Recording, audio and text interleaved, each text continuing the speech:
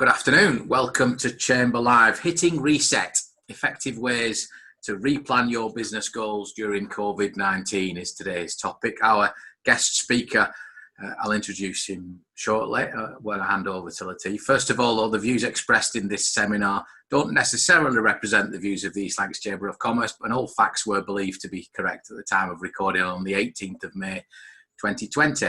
So our guest speaker today is business and confidence coach Lateef Badat, founder of albcoaching.co.uk. Lateef is an SFEDI and IOEE, maybe he can explain those acronyms, qualified business mentor, advisor and coach specialising in helping business owners and their staff maximise their marketing message through pitching, presenting, public speaking, networking and sales. Since the onset of COVID-19, client demand has led him to work with business owners on recovery, on goal setting, clarity, accountability, and in some cases managing stress and anxiety and improving confidence. I'm sure it's going to be a fascinating hour, and I'll hand over now to Lateef. Over to you, sir.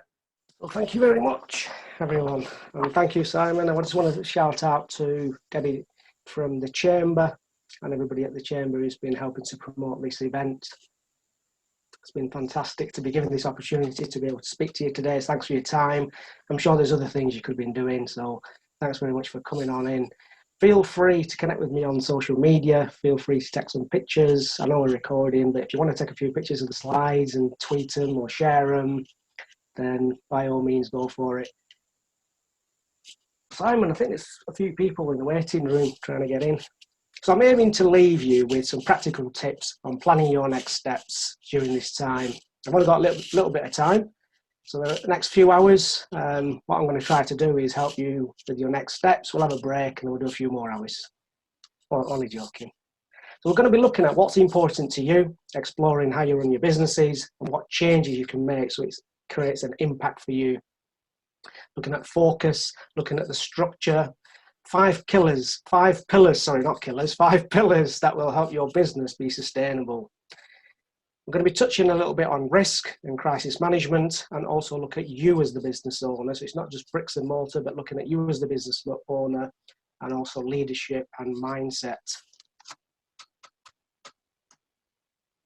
When all the COVID hit, I'm not sure how you were. A lot of people were kind of a bit mesmerised, a bit puzzled, panicking. There was a lot of uncertainty, lots of ambiguity.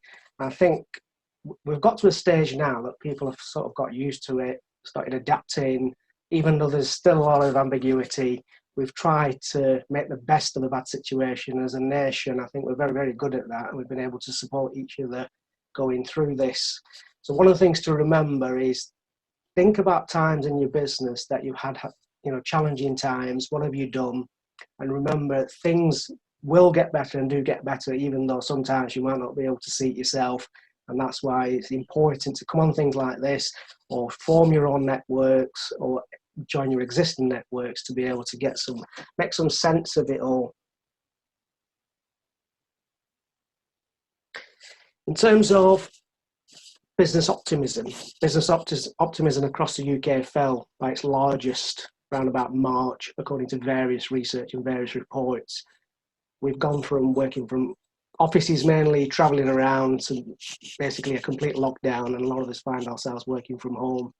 However, we've seen many, many examples of how businesses and individuals, charities included, third sector organisations, have been more agile, flexible over the period of time.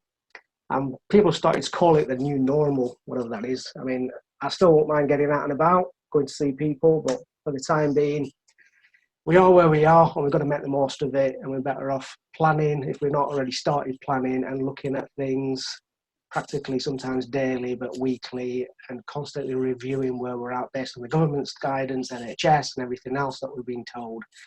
Sometimes there's a lot to take in. Sometimes, we can't see the wood for the trees, but we're not on our own, especially as a business community across the Lancashire has had huge reputation of sticking together, offering advice, that peer-to-peer support, and there's a lot of organisations, including East Lancashire Chamber, that provides a platform for us to do this. So bear that in mind, no matter what you're doing across the coming days and weeks, and feel free to reach out. It is okay to ask for help. You know, sometimes some people struggle a little bit to come forward and ask for help. It is okay. More and more people are putting out messages around saying, I'm here if you need me. You know, take that up, take that opportunity up to speak to people. It doesn't have to be a full-on session. Sometimes a quick 5, 10, 15 minutes can do a world of good. So don't suffer in silence, especially with your teams as well, especially if you're a leader, if you're running your own business, you have got teams, then staff members, you need to be leading from the front, in my opinion. So make it easier for your staff to be in contact with you. One of the first things I'd get you to think about, if you've got a pen, paper, or your phone or something, just make a few notes here. I mean, I've put down 10. If you can think of 10, that'd be great. I am going to be moving at a fair pace to get through the content. But what was your reason for going in business? Or if you're working for somebody else in a particular role, what is it that you like? Why did you join them? What are the things that make you get up in the morning? It's a bit challenging now, but on a normal day, what gets you fired up? And what's been getting you fired up recently? But going back, what was your inspiration? What was your motivation? As Simon Sinek says, what is your big why? You can Google him, Simon Sinek, or YouTube him. He talks about the golden circle, Simon Sinek. If you quickly jot those down, make a list of 10 things and your big why. And I'd kind of make, you know, you can do a doodle, you can do a drawing, have that near you, have that somewhere you can see it.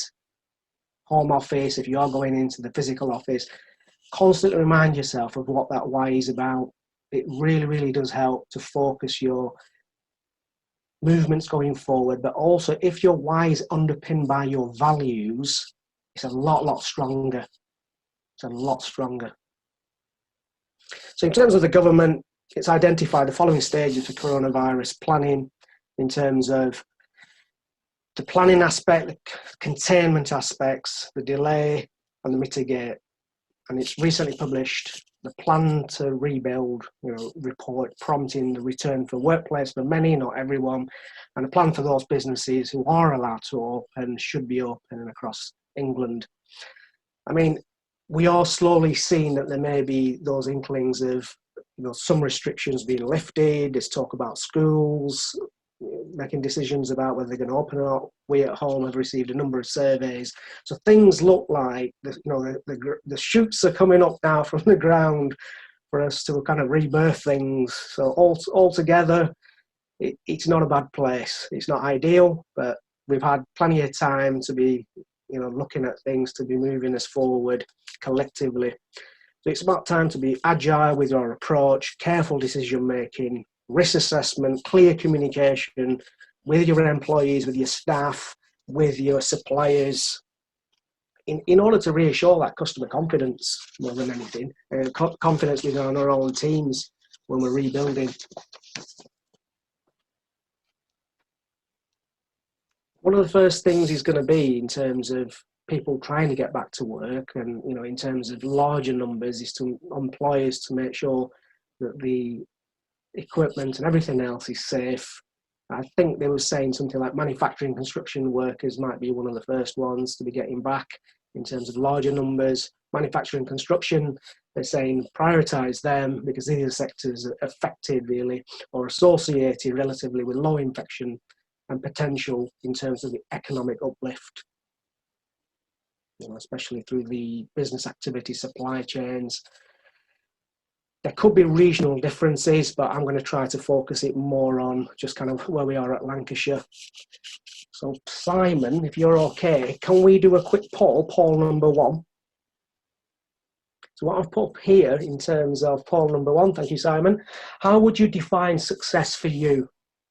Is it money? Has everybody just hit 100 all in one go? All right, here we go. Money, family, work-life balance, happiness, freedom, doing what you love, making a difference.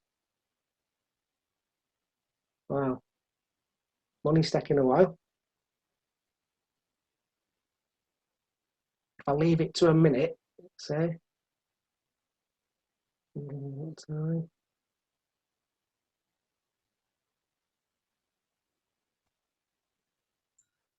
just a few more seconds.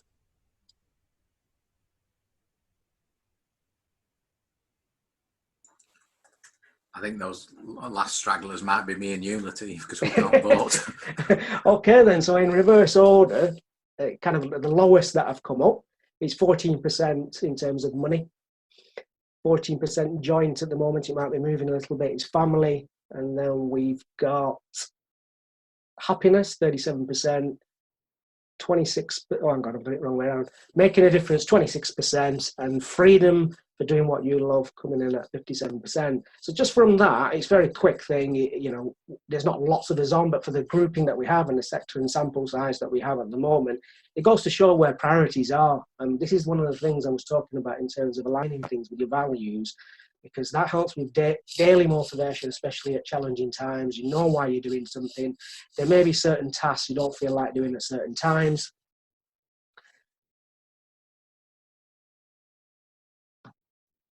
There you go. I don't know if you can see all that. There may be tasks at certain times. So in terms of working to your strengths, working to your main skill sets, depending on the size of your team, you might just be one person. You may have the luxury of outsourcing some bits of work, and you may have to do it yourself and ask favours from family members possibly. But there's always going to be them times we're in a business where you love doing certain things, and certain tasks or certain projects you might not always dive in with both feet at the same time. And this here, really, really important in my opinion. I've worked with a number of businesses and I've had the benefit of kind of being mentored by other people, and this is what they start with. So I hope that's been useful for you. And process of moving forward, what I don't want to do is I don't want to come across being pedantic. I just can't seem to get the slide up. Next one.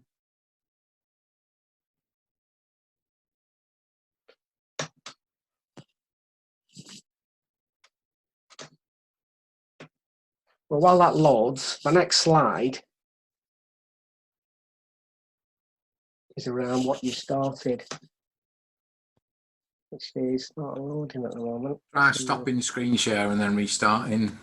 Lateef, that sometimes kickstarts it. There we go. Sorry, guys. Back in a minute. Look.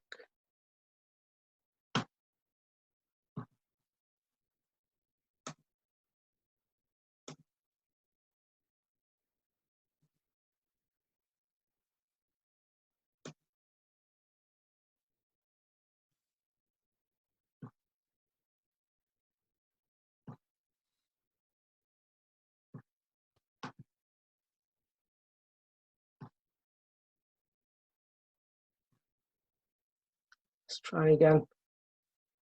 I love my slides. They hope they come on. All right, there we go. There we go. That's a bit better. So in terms of, I don't want to be pedantic. I know you'll have come across things like this before, but I think people at different business journeys, and I wanted to make sure that if you're already doing something like this, where you're up to, if you've not really done something like this, is a good place to start. So we've heard of what they call a SWOT analysis, what are your strengths, weaknesses. I tend to look at it more about areas of development, what are your opportunities in your business, and what are the potential threats. And this is normally done as a quadrant in 4 sections, and you'd look at it going that way. The question I'd ask you is, when's the last time you've done this as an organisation? Have you done it recently? How often do you review it? How often do you change it? Do you get a second opinion?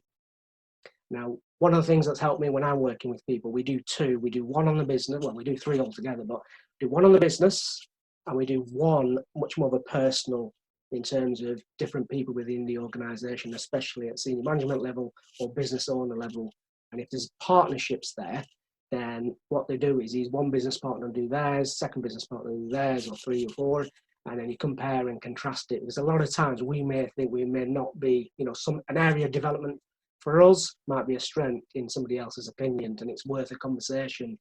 The 3rd one there is looking at your competitors with an objective view, really kind of homing down, giving them a kind of big up in terms of what you really feel their strengths are, what is it that they're doing better.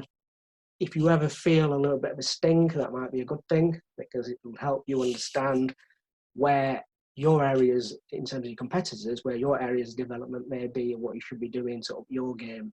So it's a really, really powerful exercise. We're not really going to go through it here, I'd like to start thinking about this if you've not started it. If you've started it, then how often do you review it? Is the basic message there. So that's strengths, weaknesses, opportunities, and threats. For some people, or sometimes many people, we find ourselves in a way, especially before lockdown, is this the way you want to be running your business? Hopefully, since lockdown, you probably had more time to focus and refocus and plan a little bit more. And it's giving you that kind of hindsight. Maybe it's giving you that objective view. If you've had the pleasure of having team meetings, and depends how those are structured and what the agenda is, maybe you're looking at, have you been busy fools? I don't want to annoy anybody, but have you been working towards something where it's really about just delivery? You haven't really had a chance to look at the business, look at the business development, look at how the business growth. So that's more about strategy. When I say business development, not related to sales per se. If you have been working in a way that you find you identify with this, what are you prepared to change? What needs to change now while we've got the time, so to speak, before business sort of continues in whatever fashion that might be for your business? Just another poll coming up in a minute. You've probably heard of, hang on, let's do the poll next, Simon, if that's all right. So this is about what's your biggest challenge.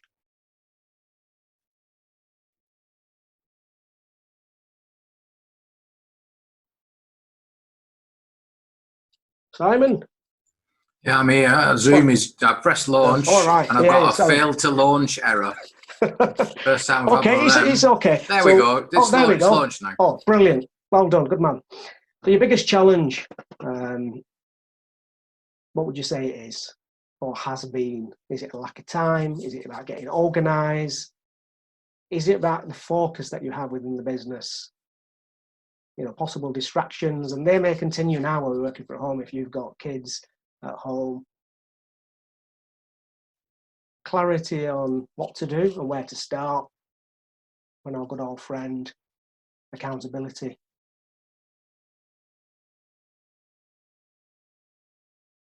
Might not leave it as long this time, so I might chop it off in about 10 seconds.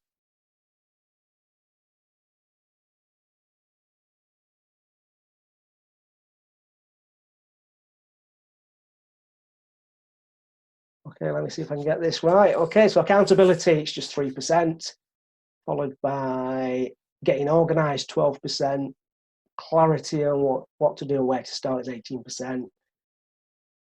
Focus and distractions is 39%. So is there something you guys could be doing? What would you be doing in order to remedy that? I mean, I haven't got that much time, but essentially, if it's focus and distractions, what are the main distractions? I would kind of root them out, and you've got to be ruthless. You have to be ruthless in terms of, I'm coming on to this in a minute. Let me just end this.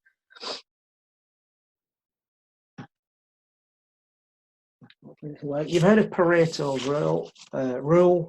So it's focusing on 20% of one thing to give the results of 80% on the other. You can look it up in terms of the dynamics of it all. But in terms of what you spend given a particular week, do you even look at not so much a skills audit, but a time audit?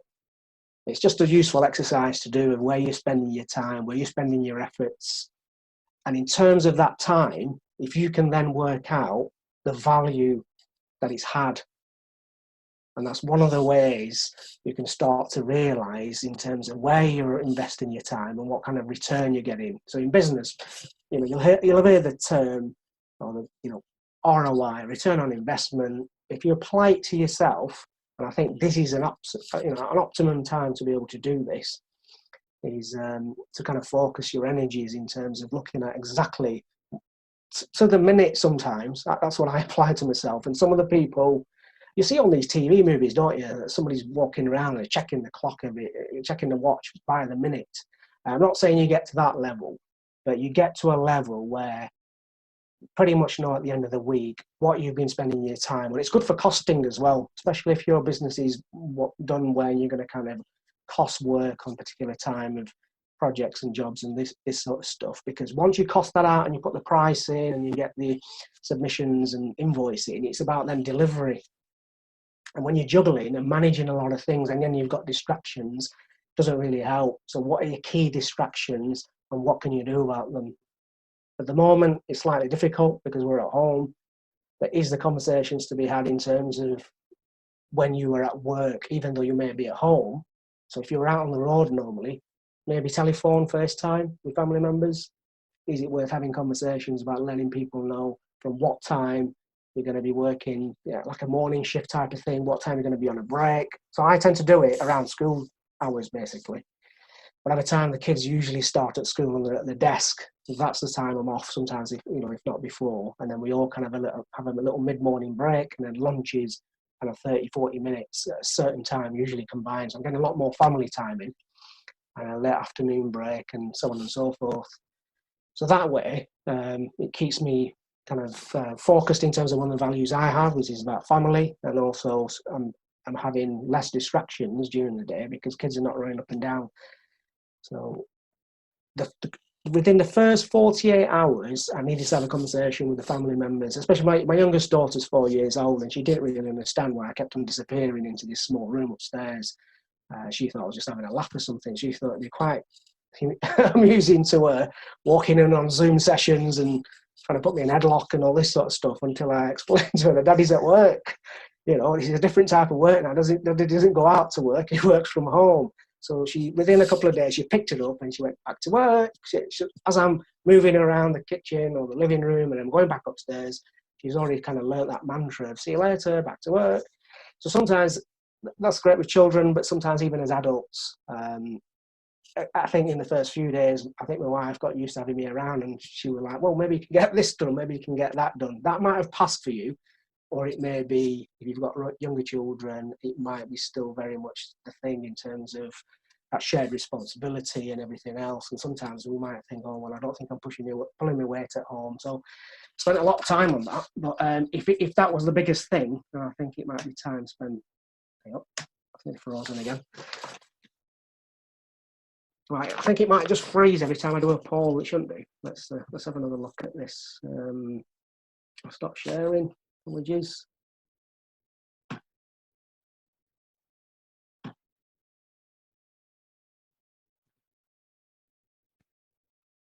Fingers crossed it should work. So this is just structuring your working week, but ultimately you need to be having a structure for the month, and then work backwards and work it out. Even if that means for also your breaks. So you'll need to have, with the Pareto's rule, you need to be spending, I would say, at least 20% of your week in terms of working on the business, looking at everything, how it's changing, how the government's guidance and anything else, how is it going to impact your business. And you need to slot that in like it was slotting a Zoom call or a training thing or a team meeting. And to put it in there and say, this is what I'm doing, or this is what we're doing during these times, and have it in your diary or your diaries.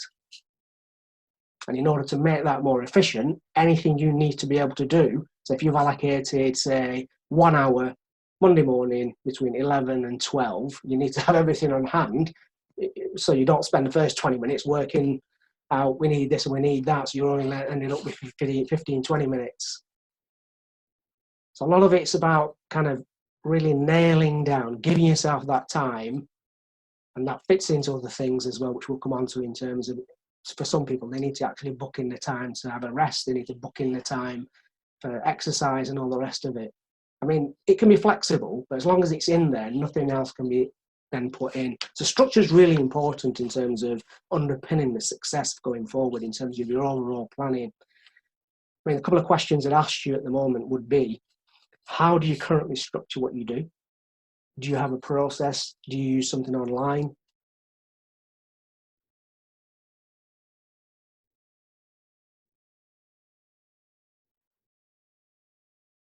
And how effective is that? So I do know certain people that use different software, but they've got the software, they're not making it to the full use. So again, you know, is it better you just do it on a Word document or a spreadsheet or an e-calendar or whatever? You know, start with the basics. And if the other stuff, the other software, the project management software, CRMs, if those are all working for you, then that's brilliant. Where can you shave off a little bit more time for yourself? How can you be more efficient? So think about it from the strategy of maybe a Formula One team. So if you're already doing it, I would say look at it from that perspective then. They call it being lean concepts, lean principles, you can look at that.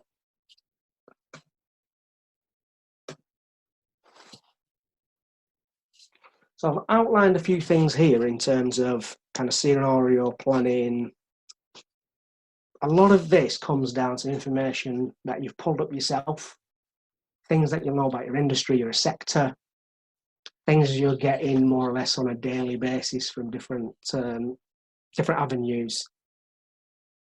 I mean, there's a lot of unknowns into the future, but there's still quite a lot you can forecast as best as possible in order to stabilise the response that you've got for COVID-19 and strategy going forward.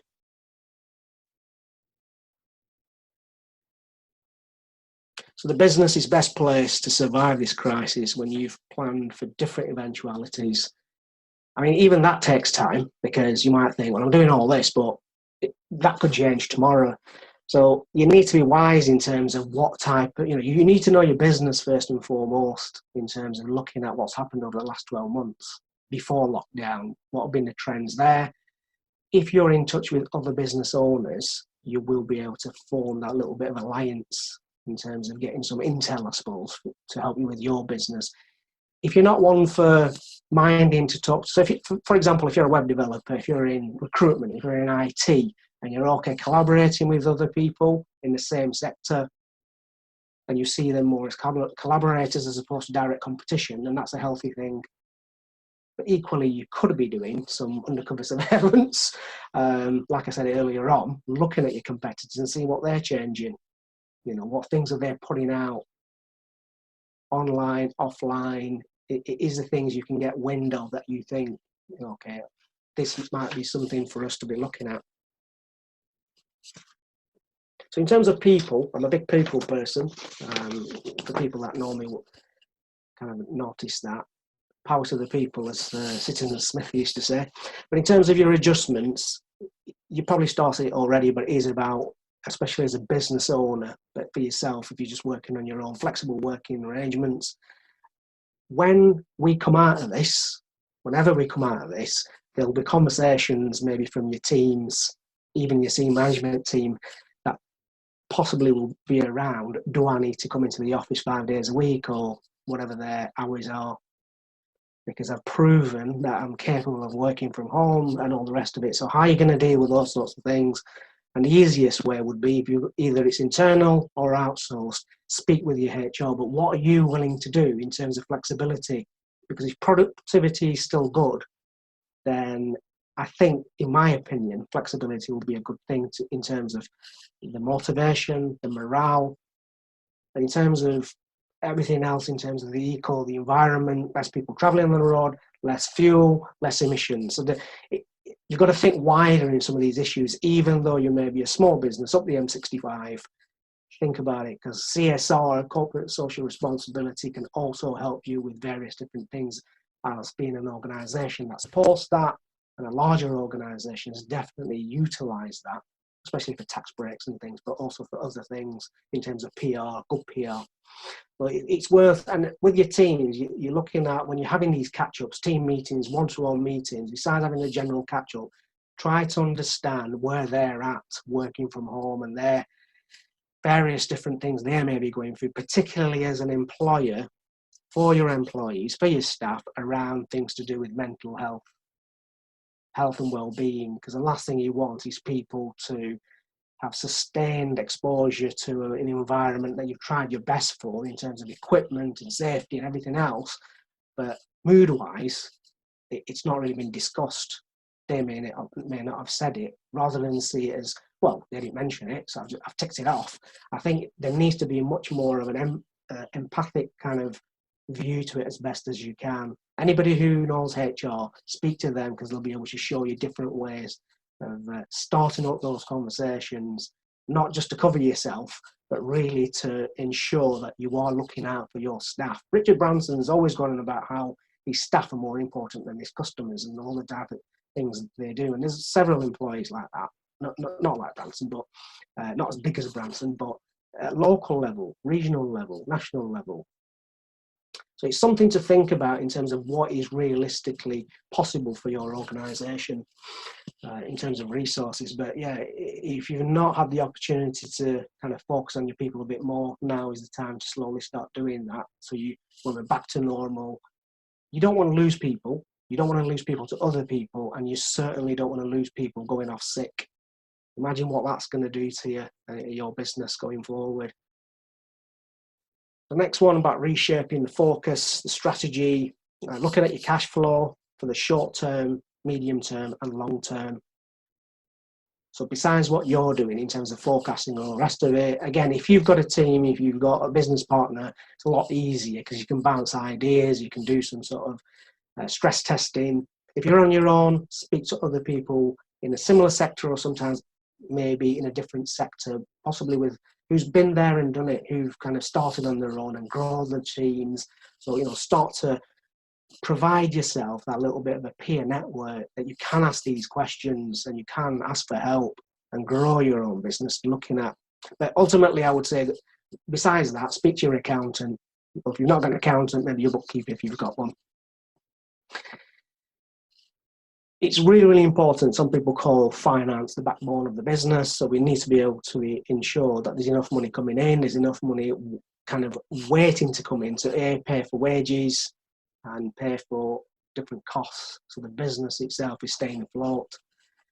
So this kind of conditions, although conditions may be vulnerable at this time due to financial stress, it's more of a looking at it for the long-term implications as well.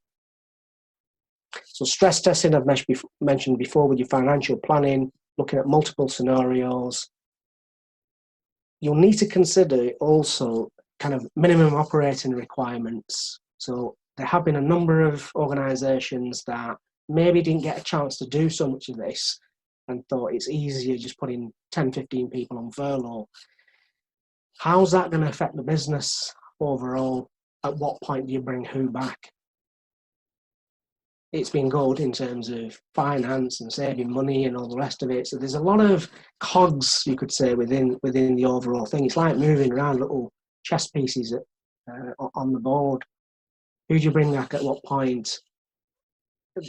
I have spoken to a few people where, let's just say, with certain people that are self-furloughed, and what kind of conversations that the owners and HR and everything else is going to take place. Business owners ultimately are looking for loyalty and they're looking for productivity as well. So, and that should work two ways as well. The reward from the employers, the reward from business owners, but also from staff themselves. So based on the outcome of the overall assessment, you need to be thinking about if you've got a shortfall, if you've already taken what's available to you from the rate relief, small business grants, and anything else that might be available to you, especially if it's a sector-based thing, then do you then look at maybe private banking options? And some of the banks were offering certain deals at no interest or very little interest.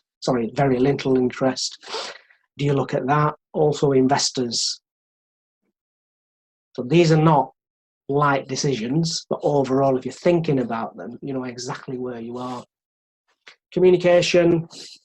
In terms of your customers, you need to be keeping them updated all the time. I don't know how many emails you get from different people. So if you're getting lots of emails yourself, chances are your customers and your partners and all those sorts of people getting lots of emails. So it may be looking at different ways of communication. And you could maybe group people in to have certain telephone conversations, FaceTime, Teams, Zoom, Skype, whatever your method is, and at what point and how regularly do you keep those connections going? And that's where you need a little bit of a system, really, of what you talked about last. Sometimes it can be a quick check-in. Very important, especially for your staff members as well.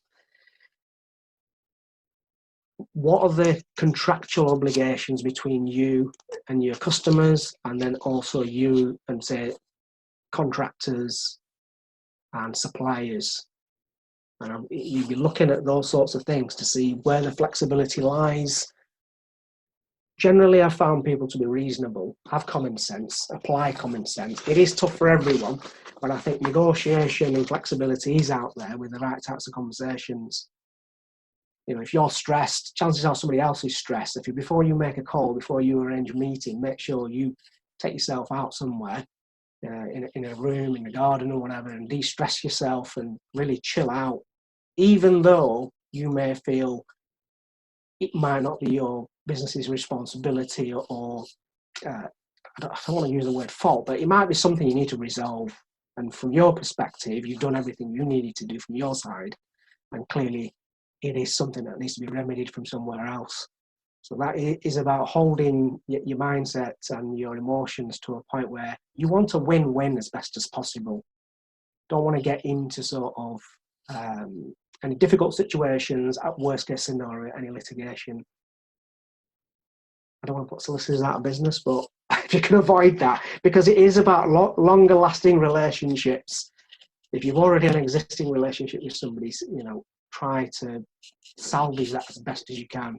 If it all fails completely, then you've no choice, I suppose. And then it is about starting off new relationships with other people. Some businesses trying to hold on to finances and money for as long as possible, but remember, I've had a few conversations with people saying, I've tried to pay my invoices more or less straight away, because the people I'm paying them to, I know they're really, really relying on that money to stay afloat. You know, sadly, some of the larger organisations have been doing it to some of the smaller organisations. So if you are a larger organisations, if you can think about some of the smaller businesses and help them out in terms of cash flow and getting things paid, you know, we want to get paid, so does everybody else. So there comes the negotiation and everything else. Simon, if you can hear me, how long have I got left? I've got, is it 15 minutes I've got left? You've got 15 minutes, including your questions. Yeah. I better hurry up then, haven't I? Resilience. So I've talked a little bit about grants and loans. So whatever you're entitled to, definitely keep looking at different things that are coming on board and utilise that as a way of levering your finance. And then there's various other ways of kind of getting your finance in.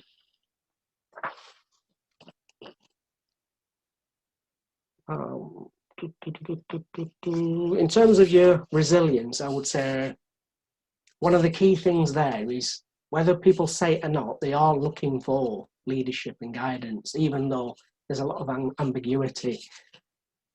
We have to try and lead our people as best as we can with the information that we have at hand and the resources that we have at hand.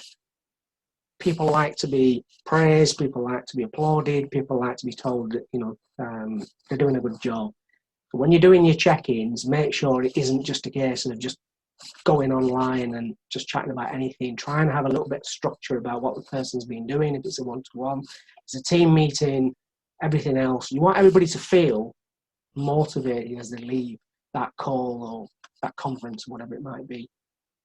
Because that in itself builds a lot of loyalty, it builds a lot of trust, it builds a lot of confidence, and it builds a lot of resilience.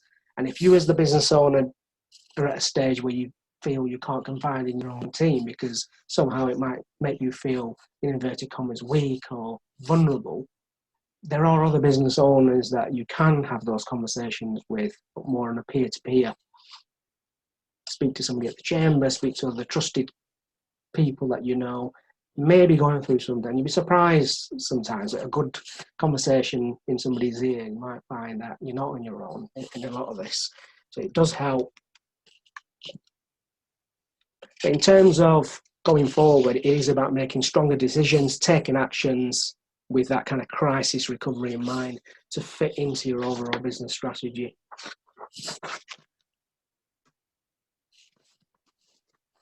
In terms of your risk management, you need to be looking at it from the point of view of what is a low, medium and high, and categorizing it that way and see what moves.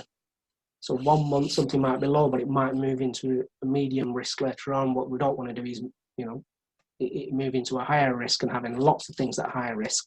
So it's like maybe flying a plane. You're looking at all the different dials and keeping an eye on them and seeing what's happening and constantly reading your business like you would do reading not the charts, but reading the dials on a plane. Stress testing. I've talked a little bit about it already in terms of looking at different scenarios. But if you feel you haven't got the necessary skills, the expertise, bring that in. I'm not asking you always to you can swap services, you can maybe rely on somebody for a quick half an hour, just to give you that little bit of an insight. So you don't need to pay consultants at £1 a day, £2 grand. I'm not suggesting that. What I'm suggesting that is looking at something once you've had a look at it and then firing it off to somebody else that might be able to kind of just give their little perspective on it to help you clarify things in order. And have you got a plan for things like if people do go off sick, if you do get hacked online, have you got the cyber security in place? If you looked at low, medium and high, what could put you out of business tomorrow? And how would you mitigate that and work kind of backwards? So worst case scenario and maybe work out backwards. There's been a lot of things at the moment I've seen, and there's lots of things being talked about in terms of helping versus selling. So a lot of business owners, a lot of business community up and down, well, around the world, but I'm trying in Lancashire mainly, that Lancashire spirit's come through in terms of everybody's been out trying to help somebody as much as they can within reason. They have obviously tried, they've got a business to run. So there's business, there's wages to pay, there's outgoings, but what they've been able to do is maybe relax payment terms, flexible options.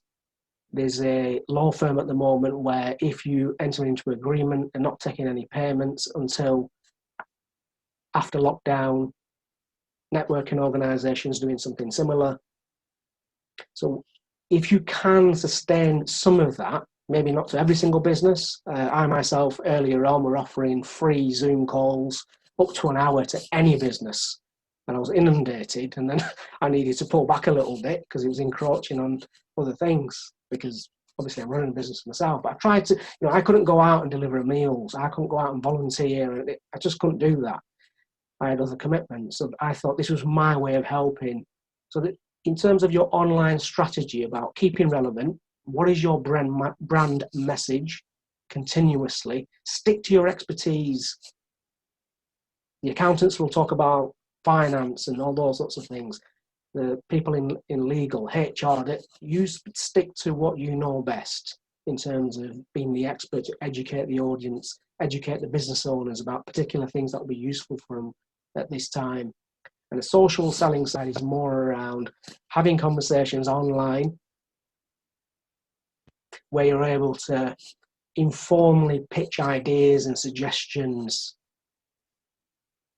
I think most of the people now have got used to people putting out adverts online, even if it's paid adverts or social selling in terms of marketing things in a certain way, offering certain discounts.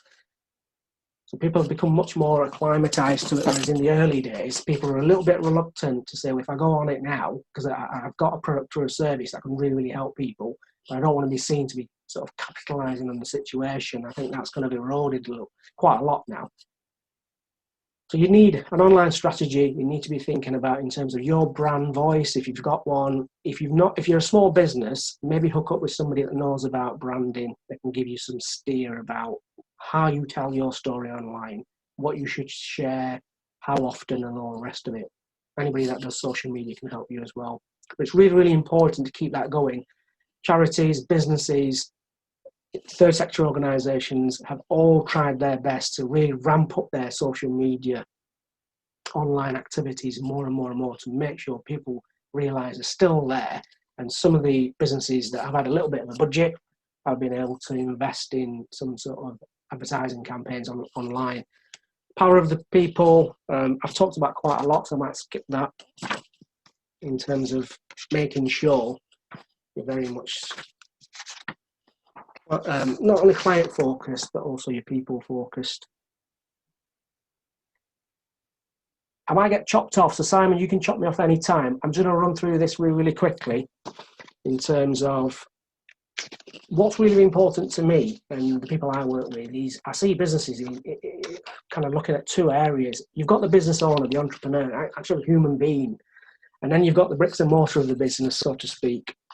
And what I found is you need to be able to operate at a certain level in terms of your mindset.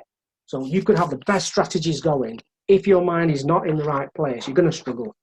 So if you think about your brain being something like a computer system, what goes in is what comes out. Feed yourself continuously with good information, positive vibes type of stuff in order to make it easier for decision-making processes, sales calls, leads, team development, leadership, crisis management, all the rest of it comes from that place. How are you going to fight for your business to survive? Because, you know, okay, we are team members, for example. We're all going to be out there rooting for you, but it's your business, or you and your business partners.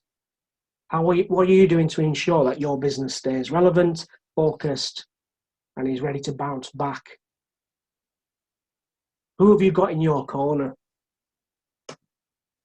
In terms of yourself, you need to be doing a bit of a self-check. So some of the things would be, how are you feeling within yourself? You can use this anytime, but are you feeling confused? Are you feeling confident, stressed? What if you was to measure yourself on a daily basis? What's led to that? And what can you do? More importantly, what can you do about it to change that kind of state? Because it can affect business. People can hear it in your voice. If you're obviously we're all at home, so family members will see. It might be family related, but when we're on that call, when we're having that Zoom meetings, we need to be bang on. We need to be at our A game. Somebody contacted me the other day and said they were on their A game during that call, and then they burst out into tears after the call. So sometimes they had to kind of fake a little bit in order to make sure they're still winning that work, despite what's going on in the background. And sometimes, you know, we're human beings. The temperature in terms of us moves up and down. This is just very, very quickly looking at leadership and emotional intelligence. Just remember, a lot of times there could be a thought that triggers a feeling. The feeling triggers a certain type of behavior, and that behavior reinforces them thoughts. So what we want to do is we want to fill ourselves with things like good, happy vibes in terms of not happy-go-lucky in terms of dancing around a tree. I'm talking about ways in which you can operate at an optimum level as much as possible. We are human beings, so we need sleep, we need rest, we need a timeout, we need an outlet for all those channels. So all the things, whether it's the government, we should be doing it anyway. Whether you're doing people are doing the couch to 5K, people have been doing in the past the 10,000 steps in a day. So it's a mixture. It's a fine balance between looking after this complex machine of the body and mind in order to perform really, really well. Because you don't want to be shattered after a day's work. You want to have time for your family as well. And staring at screens a lot more than before can take it out of you. Focus on the good. Focus on the good, no matter how small. If your business is still running, it's something to be thankful for. It's something to celebrate. There may be times over the last few weeks you might have had near misses, but you're still in it. So carry on, inspire others to carry on. Even if you've got one member of staff that works 2 days a week, you've still got a bit of a team. There's a little bit of responsibility to kind of help them, and equally allow yourself to be helped by other people, especially if it's somebody who, you know, they might not be management level, but they might come out with the best one-liners that would really motivate you to trust your staff. Keep connected very quickly. I'm not going to go through all these, but who or what gives you that motivation or inspiration? Is it things online? Are you part of any groups online? Is it people? There may be people completely not connected with your sector or your business, but you come away feeling absolutely fantastic. The fog's cleared. And a lot of times when we do reach out, we're not a burden. Don't feel, you know, obviously if you're going to ring somebody up every hour, then it's different. But, you know, within reason, don't think to yourself you're a burden on somebody. They'll actually value you contacting them for that sharing of information and everything else, and practice gratitude every day. Start with just yourself, your health, what you're capable of doing, your brilliant ideas, your family. You know, we can get out and about to the supermarkets and stuff, but at one time, you know, people were panic buying when they shouldn't have needed to. But if you open your fridge, you open your cupboards at home and see what's available compared to what other people may not have. For the people that are fasting at the moment and people who have taken part in some fast challenge, you know, fasting challenges for a day or something, it's not just about going without food. There's a spiritual element to it as well. But it kind of, all of it put together is about understanding what others may have or not have, and for being grateful for what we do have, no matter how small that might be. So you've seen these memes where somebody's walking thinking, I wish I could get enough money for a bus on the bus stop, and I wish I had a bike. I get a bike, and I wish I had a car. And the person who's got a car is looking at somebody else going, I wish I had that Jag.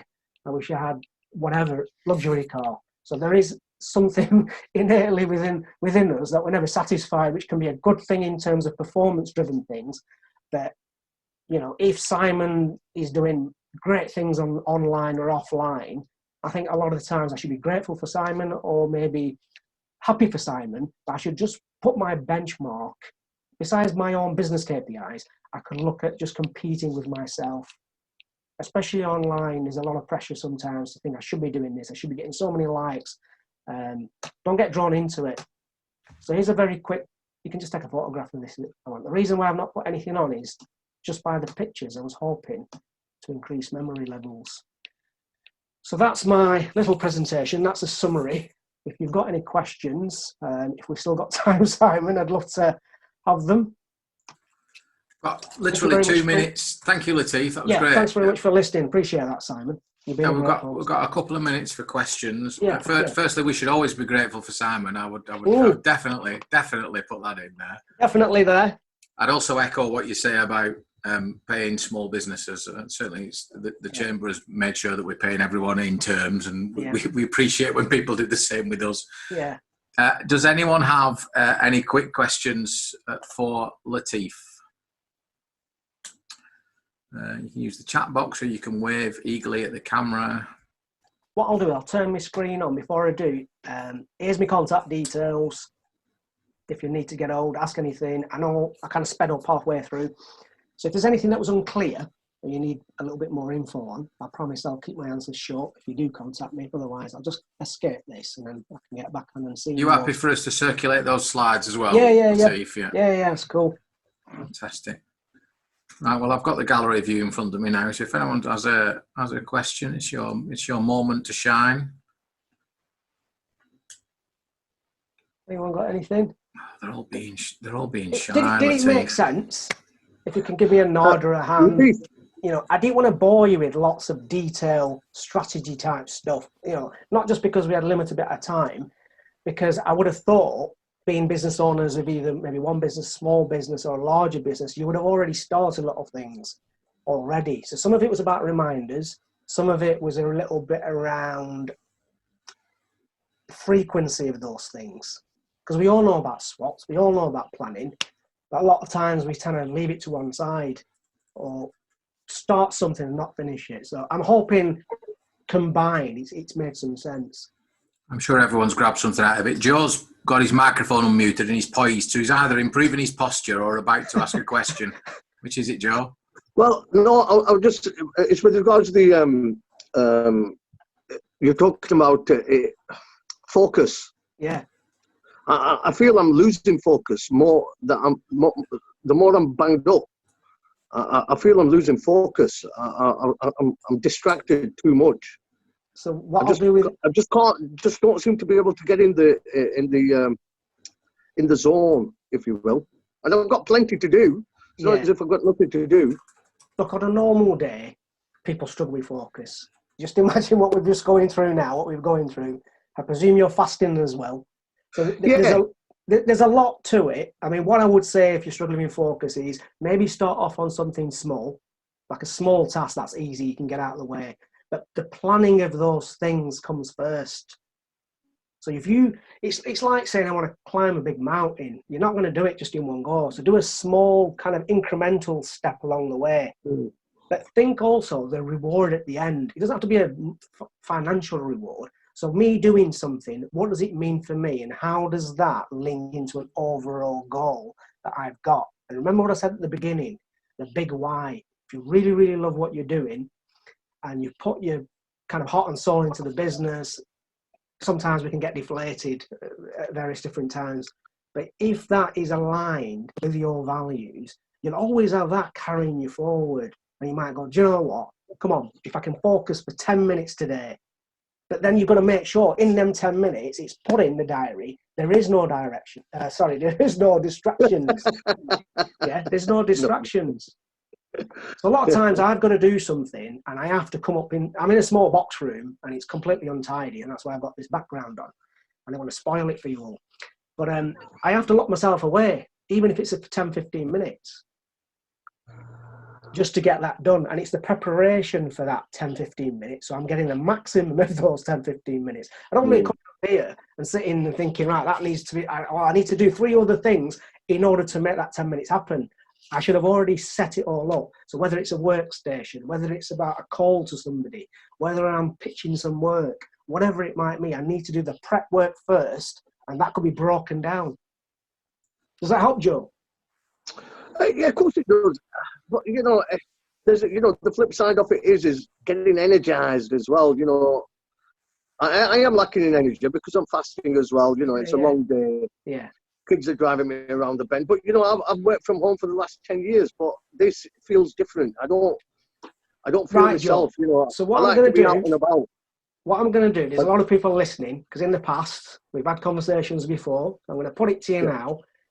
We'll have a telephone call or a Zoom or a Skype or whatever, and I'm going to hold you accountable for this area of focus. If you don't do it, you start giving me excuses, I'm going to have to put it on LinkedIn and get our friend involved. How does that sound?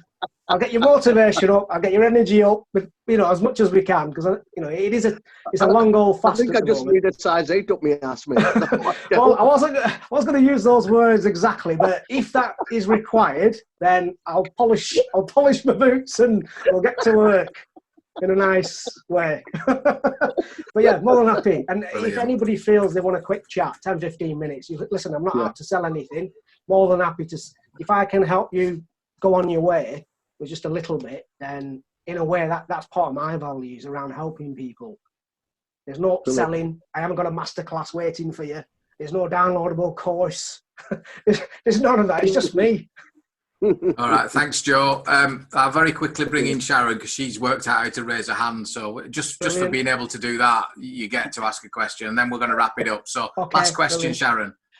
It's not really a question. It's just really to say that I'm based from home. I work from home a lot, but I think the whole doing the network meetings and doing meetings like this are really important for people to feel that you're still connected of the business network, because it is quite different from going out to meetings. And I've just got, sometimes I go, oh, I wish I was furloughed. I don't want to be furloughed, but I'm starting to get annoyed that those people have had 7 weeks off and getting all the jobs done that I haven't got mine done. But I think it's important. I know Sharon Froggatt does a lot of one-to-ones as well, and I think it's really important to keep those connections open with people.